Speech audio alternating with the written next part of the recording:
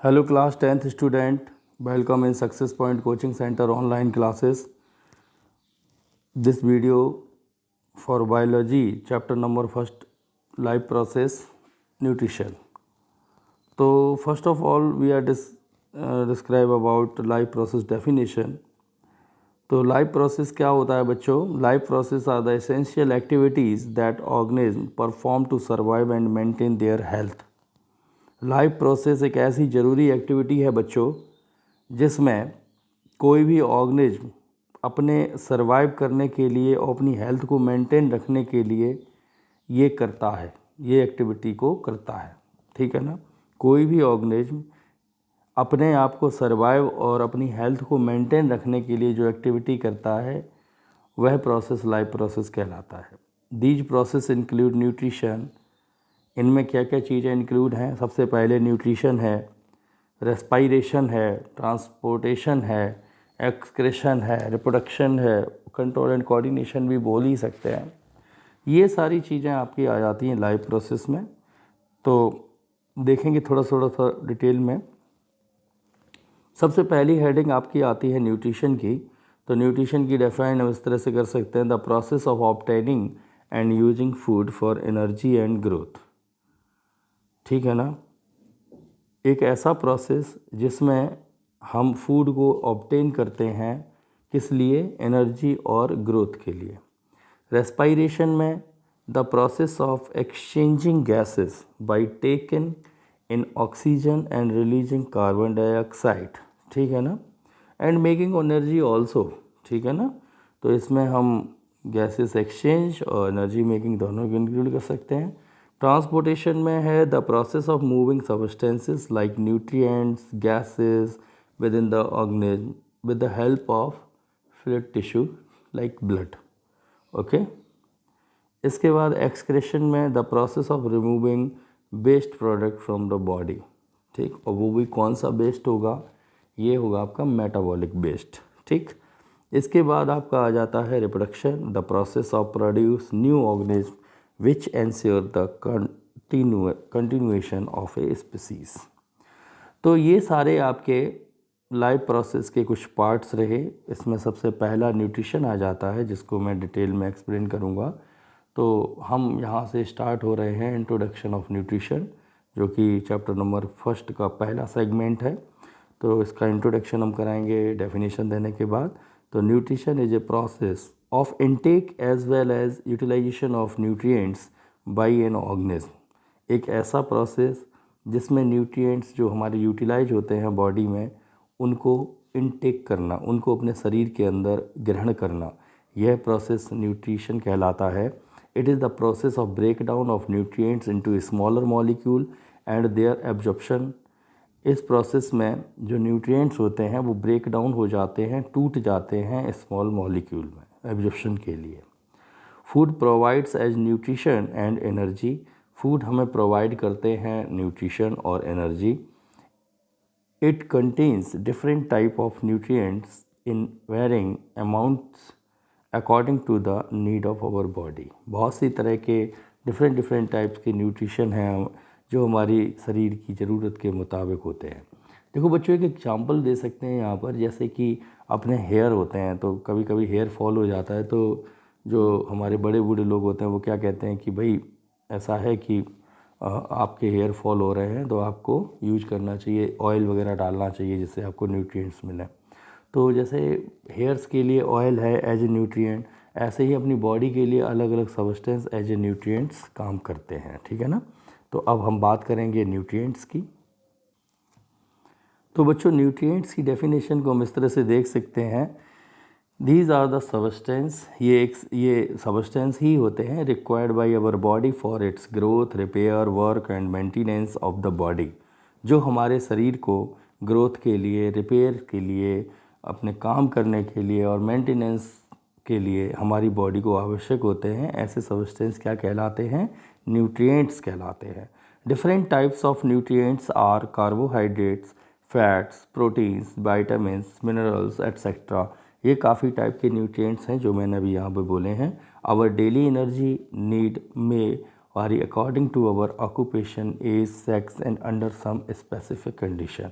हमारी जो बॉडी की नेसेसिटी है, जो ज़रूरतें हैं, वो हमारे व्यवसाय के अनुसार, हमारी उम्र के अनुसार, हमारे लिंग के अनुसार और हमारी स्पेसिफिक कंडीशन के अनुसार अलग अलग होती हैं। इसके बाद हम बात करेंगे मोड्स ऑफ न्यूट्रिशन की। सेकंड टॉपिक है हमारा। तो बहुत सारे मोड्स हैं न्यूट्रिशन के। The basis of which organism are classified, जैसे कि ऑर्गेनिज्म जिस जिस तरह से क्लासीफाई किए गए हैं उस तरह से न्यूट्रिशन के बहुत सारे मोड्स हैं।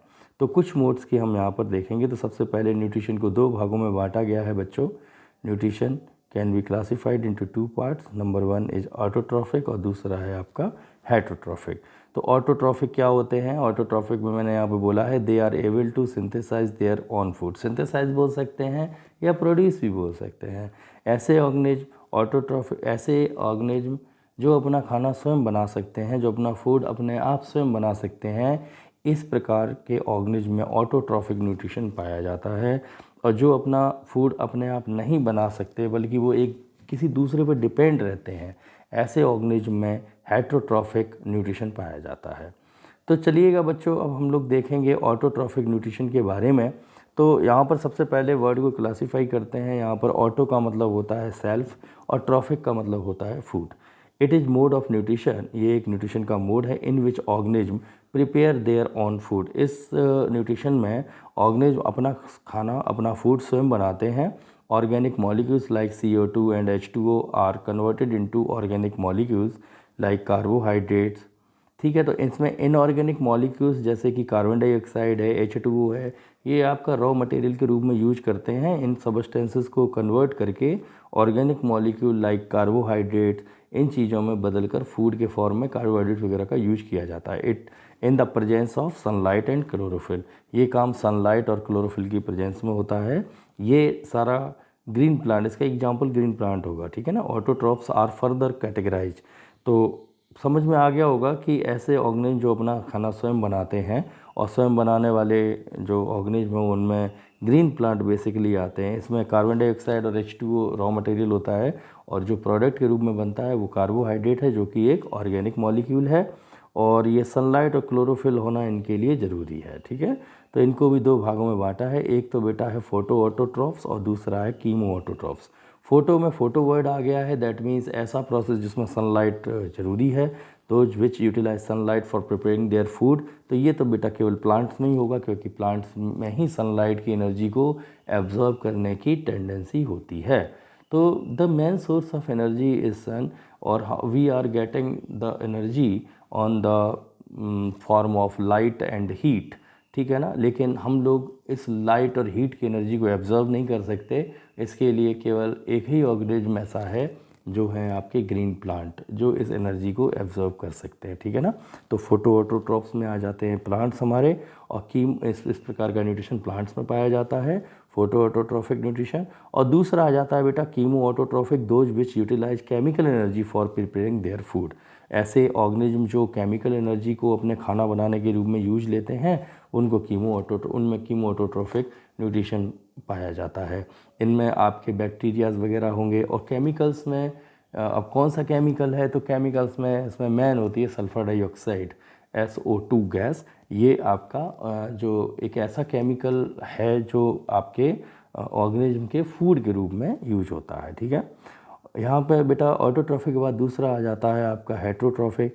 हेटरो का मतलब होता है डिफरेंट, ट्रॉफिक का मतलब food. It is a mode of nutrition, ये भी एक न्यूट्रिशन का मोड है। In which organism derive their food from some other animal और प्लांट, जिसमें जो ऑर्गेनिज्म है वो अपना फूड किसी दूसरे एनिमल और प्लांट पर डिपेंड रह करके प्राप्त करता है। They can not prepare their own food, वो अपना खाना स्वयं नहीं बनाता। इसके एग्जांपल में अपना ह्यूमन बीइंग भी आ जाते हैं। हम लोग अपना खाना स्वयं नहीं बना पाते हैं एक्चुअली में, तो प्लांट्स वगैरह से यूज करते हैं। Heterotrophs are further categorise depending on the nature of food they consume. जिस तरह से हेटरोट्रॉफ अपना फूड कंज्यूम करते हैं उसके आधार पर इनको निम्न प्रकार से वर्गीकृत किया गया है, बांटा गया है।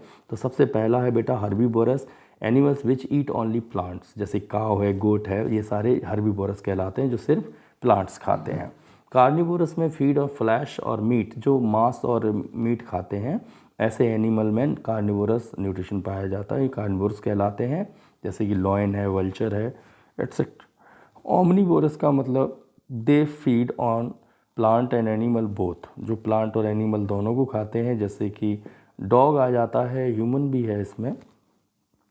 इसके बाद नेक्स्ट है जो आपकी बुक्स में थोड़ा कम ही दिया है, लेकिन मैंने यहाँ थोड़ा डिटेल के लिए दिया है, ये हैं आपके डेट्रीवोर्स। डेट्रीवोर्स में आ जाते हैं जो डेड ऑर्गेनिक रिमेन्स को यूज करते हैं, जैसे कि अर्थवॉर्म वगैरह। इसमें याद रखिएगा बेटा, डेड ऑर्गेनिक रिमेन्स लिखा हुआ है साफ साफ, ठीक है, जिनको यूज करते हैं, जैसे सड़ी गली खादें वगैरह खाते हैं, वो कौन होते हैं? अर्थवॉर्म। इसके बाद है बेटा सैंगिवोरस। इसमें सैंगिवोरस में जो ब्लड को भोजन के रूप में यूज करते हैं, जैसे कि लीच है, फीमेल मॉस्किटो है, एक्सेट्रा है। उसके बाद आपका फ्रूगिवोरस है, जो कि इनमें फ्रूट्स को जो खाते हैं, इनका भोजन जो है, इनका खाना जो है वो फ्रूट्स होते हैं। इनमें पैरट्स आते हैं और चिड़िया वगैरह आती हैं, जो अपने पक्षी होते हैं काफ़ी जो फल खाते हैं, वो सारे पक्षी आएंगे। इंसेक्टिवोरस में जो इंसेक्ट के रूप में अपना फूड लेते हैं, वो उसमें आपका बैट्स आ जाता है, जैसे चमगादड़ इसे बोलते हैं ना। इसके बाद नेक्स्ट में आता है on the basis of mode of feeding. Mode of feeding के आधार पर भी ऑर्गेनिज्म की कैटेगराइज किया गया है। जैसे सबसे पहला किया है बच्चों होलोजॉइक। होलोजॉइक में लिखा है they digest mostly solid but sometimes liquid food like amoeba है, ह्यूमन है, होलोजॉइक, ठीक है ना। तो जो अपना खाना एक पर्टिकुलर ऑर्गन से, जैसे माउथ वगैरह से खाते हैं ना, वो होलोजॉइक होते हैं। इनमें आपका अमीबा है, ह्यूमन, ये सारे कुछ आ जाते हैं होलोजॉइक न्यूट्रिशन में। इसके बाद दूसरे में सैप्रोफाइटिक है। सैप्रोफाइटिक में क्या होता है कि ये डेड और डिके ऑर्गेनिज्म से अपना खाना लेते हैं, जैसे बैक्टीरिया है, फंजाई है ना, ये फफूंदी होती है ना, इसमें ये अपने आ जाते हैं, मशरूम वगैरह, ये सारी चीज़ें ये सैप्रोफाइटिक होती हैं। डेड, जैसे कोई लकड़ी है सड़ गई है तो उस पर नहीं उगाती है ना ये चीज़ें, ये सैप्रोफाइटिक। और तीसरे में आ जाते हैं बच्चों पैरासाइटिक। पैरासाइटिक जो इसमें एक गेस्ट होता है, एक होस्ट होता है। तो जो होस्ट होता है उसके शरीर में ये पैरासाइट लगे होते हैं। दो प्रकार के होते हैं बेटा, एक प्लांट में पैरासाइट पाए जाते हैं और एनिमल में। प्लांट में पैरासाइटिक में आपका कसकटा नाम की एक वो येलो कलर की जो मैगी की तरह बेल होती है, वो आ जाती है। इसमें ना तो लीव्स होती हैं ना जड़ें होती हैं, क्योंकि ये अपना खाना खुद बनाते ही नहीं है, ये तो एक्चुअली में दूसरे पर डिपेंड रहते हैं। तो पेड़ के जाइलम फ्लोएम के साथ कांटेक्ट कर लेते हैं और उनका पानी और खाना यूज करने लगते हैं। और इसी तरह से एनिमल पैरासाइटिक में एक बॉडी के इंटरनल होते हैं, एक एक्सटर्नल होते हैं। इंटरनल में एस्केरिस वगैरह पाए जाते हैं, है ना, टेप वर्म है, एस्केरिस हैं, ये सारे। और जो बॉडी के बाहर है उसमें जैसे जुएँ हैं, लीच है, ये सारी चीज़ें जो है ना, ये पैरासाइटिक के रूप में होती हैं। तो इस तरह से इसमें लिखा भी है प्लाज्मोडियम, राउंड वॉर्म एटसेट्रा, ये सारे पैरासाइटिक हैं जो दूसरों के बॉडी से अपना न्यूट्रिशन लेते हैं। अब इसके बाद यहाँ पर बेटा nutrition can be divided into two categories on the basis of occurrence. सबसे पहले बेटा दिया है न्यूट्रिशन इन प्लांट और न्यूट्रिशन इन एनिमल। तो बच्चों nutrition in plant next video में मैं आपको डिटेल में बताऊंगा। आज के इंट्रोडक्शन के लिए इतना ही वीडियो सफिशिएंट है। छोटे छोटे से वीडियो में मैं आपको काफ़ी सारी चीज़ें बताता हूँ। इनमें से आप क्रॉस क्वेश्चन भी मुझसे कमेंट करके पूछ सकते हैं कि सर ये क्या है, वो क्या है, और इसके स्क्रीनशॉट लेके आप इसे नोट्स के रूप में भी यूज कर सकते हैं। तो मिलते हैं बच्चों नेक्स्ट वीडियो में। अच्छा लगा हो तो लाइक कमेंट शेयर ज़रूर करिएगा, और तब तक के लिए मस्त रहिए, पढ़ते रहिए। Okay, bye bye.